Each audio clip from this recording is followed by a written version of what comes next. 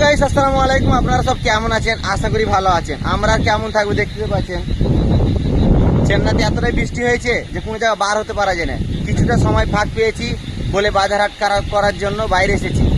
তো ভাই এতটাই অসুবিধার মধ্যে আছি, তো এতটুকু বলতে পারবো যারা বাড়িতে আছে তারা হয়তো ভালোভাবে থাকেন, সুস্থ থাকেন, আর বাইরে এলে দেখে শুনে আসবেন। কারণ বিদেশে এলে বসবেন না, কেউ কাজের জন্য আসবেন, তাই দেখে শুনে আসেন।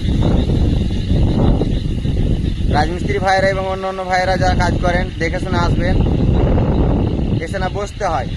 এখানে এখনো 3-4 দিন পানি হবে বলছে, 2-3 দিন থেকে পানি লেগে আছে, আজকে বেশি হয়েছে।